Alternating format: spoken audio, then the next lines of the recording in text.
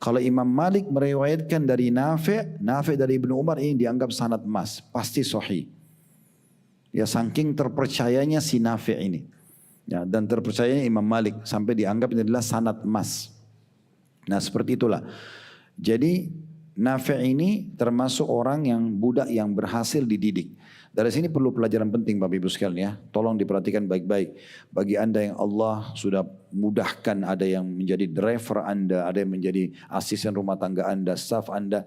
Ini diajar agama. Jangan sekian tahun bekerja asisten rumah tangga, mukena aja nggak pernah dikasih, sejadah nggak dikasih, nggak pernah didengarin ceramah, nggak pernah diajarin Quran atau apa saja. Siapin di kamarnya sejadah, mukena yang bagus, siapin buku zikir pagi petang, putarin dia ceramah. Kalau ada rezeki belikan TV kecil tapi bukan untuk nonton sinetron. Putarin di situ YouTube, dia dengar ceramah di waktu-waktu dia senggang gitu ya. Supaya dia sekian tahun kerja sama kita dapat manfaat. Mereka belajar gitu ya.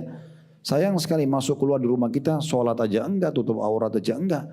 Padahal itu amanah kita juga ya. Pernah ada sahabat bertanya begini, ya Rasulullah saya punya dirham. Saya punya dirham uang nih, siapa yang saya berikan duluan? Buat siapa saya keluarkan? Nabi bilang buat dirimu. Pakai kebutuhan dulu, silahkan. Beli makanan, minuman, pakaian yang kau butuhkan penuhi. Saya masih punya ya Rasulullah anakmu, saya masih punya ya Rasulullah istrimu, saya masih punya ya Rasulullah kata Nabi pembantumu. Ada hukum sendiri buat mereka ini ya.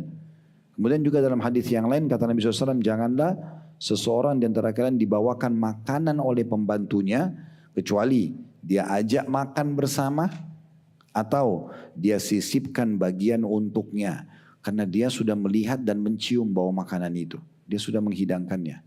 Jadi tidak lagi cerita nanti mencuri makanan di kulkas, ya, karena kita memang sudah siapkan buat dia. Saya biasa bilang sama istri di rumah, setiap kali kita beli buah-buahan, makanan, yang paling pertama kita kasih mereka dulu. Sebelum kami sentuh bahkan. Buah-buahan sudah dikasih, mereka lihat, mereka yang bagi, kita panggil di rumah, ayo bagi ambil buat kalian ini ya. Jadi mereka merasa dimuliakan, dengan ini juga salah satu resep mereka betah kerja sama kita. Tapi kalau selalu pelit dengan makanan ya, atau mereka melihat kita makan dan dibedain sama makanannya mereka, maka ini akan membuat ya hal-hal yang tidak baik di rumah ya. Tapi kalau kita baik, namanya juga dia manusia ya. Kalau keadaan ekonomi mereka seperti kita, pasti mereka tidak akan kerja seperti itu. Ya.